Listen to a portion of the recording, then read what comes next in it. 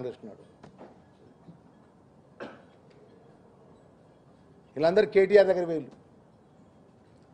కేటీఆర్ దగ్గర పోతే కేటీఆర్ ఏమన్నాడంటే వీళ్ళంతా కాంగ్రెస్లో ఉన్నారా, మాజీ చైర్మన్ ఒక లక్ష్మణ్ కుమార్ జిల్లా కరీంనగర్ చైర్మన్, నేను ఎమ్మెల్యే చేసినప్పుడు చైర్మన్ చేసిండు ఆయన కూడా అంత అన్నలో పోయేటోడు కాదు, ఎందుకు మల్లన్న ఆయన సెటిల్ చేసుకున్నావు అంటే మా వాళ్ళందరూ పోతే ఏం మాట్లాడాడు, మళ్ళీ కేటీఆర్ ఏం మాట్లాడినా నువ్వు పోతే కేటీఆర్ చెప్పినాక మల్లాడి దగ్గర పోతే ఏమన్నాడు, కాలేజీలో పోతే ఏం మాట్లాడి నీతో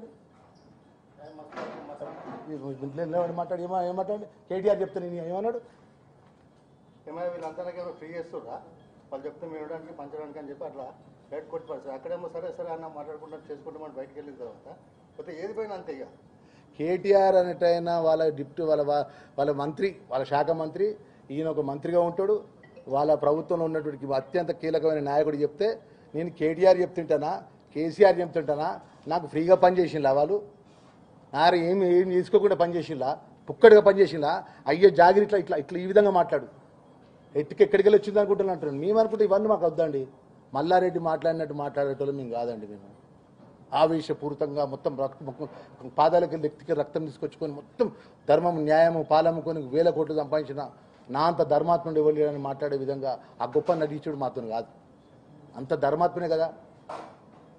ఇంజక్షన్ ఆర్డర్ ఎందుకు ఎక్కడికి చేయించుకోవాలి, రీజనల్ డిప్యూటీ డైరెక్టర్ యొక్క ఇంజక్షన్ ఆర్డర్ దీని మీద ఎందుకు ఆర్డర్ స్టాండ్ అయి ఉంటలేడు, కలెక్టర్ ఇచ్చిన ఆర్డర్ తర్వాత ఎంఆర్ఓ ఆర్డర్ చెల్తుందండి.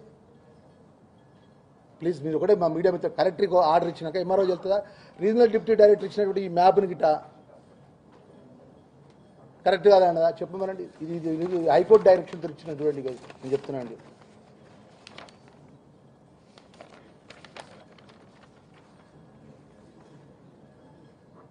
హైకోర్టు ఆర్డర్తో చేసినట్టు సర్వే ఇది ఎవ్వరు కూడా ఏవో దరఖాస్తు లక్ష్మణ్ కుమారో కే సుధామో లేదా మల్లారెడ్డి పెట్టుకున్నదో బేల్ సుభాష్ రెడ్డి పెట్టుకునేటువంటి మ్యాప్ కాదు. దీని ప్రకారం మీరు రిజిస్ట్రేషన్ వేసుకొని ముఖం మీద పోతే ముఖం మీద రాకుండా 2015-16 నుంచి మొన్నటి వరకు గోసపుచ్చుకుంటున్నాడు. ఇష్టానుసారంగా మాట్లాడతాడు, మాట్లాడితే అదా ఉండదు పద ఉండదు. ఒక్కటే చివరిగా మాట్లాడుతున్నా, 2016లో వచ్చిన ఇంజక్షన్ ఆర్డర్ ఎందుకు కౌంటర్ చేయాలి, ఎందుకు వికెట్ చేయించలే, నువ్వే మంత్రి కదా, జిహెచ్ఎంసీ నుంచి ఎందుకు పర్మిషన్ తీసుకొని అక్కడ స్ట్రెచర్స్ కట్టలే,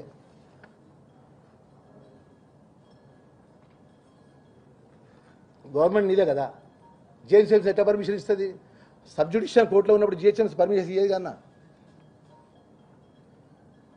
ఆయన 82/Eకి సంబంధించిన విషయంలో బట్ట ఆయన అంతకుముందు 2013లో అంటే మాకైనా బిఫోర్ ఆయన స్పెషల్ డిప్యూటీ కలెక్టర్ ద్వారా సినీ ప్లాంట్ కోసం దరఖాస్తు పెట్టుకున్నాడు ఆ భూమిలో.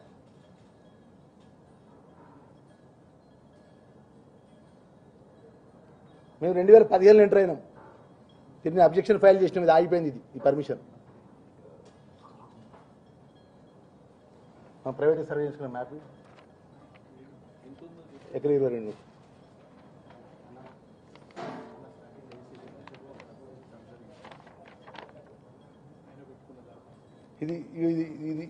ఇది ఏం చేసిండు, ఇది పెట్టుకోకపోతే ఏం చేసిండు, ఆయన సర్వే పెట్టుకున్నాడు. ఆ సర్వే పెట్టుకున్న మ్యాప్లో అది ఎకరా 22 గుంటలు మా భూమి వెళ్ళింది. డిప్యూటీ కలెక్టర్ ఆఫ్ తహసీల్దార్ మా భూమి ఎకరా 22 గుంటల భూమి. ఈ మ్యాప్ ఇక్కడ పెట్టమనండి, ఈ ఫైల్ ఇప్పుడు ఈ ఫైల్ అట్నే ఉంటుంది. మాకు అమ్మిన కే సుధాంతో ఒక 10 సార్లు చర్చ చేసి ఆయనకు న్యాయాన బాయన ఒప్పించి మాకు వ్యతిరేకంగా మా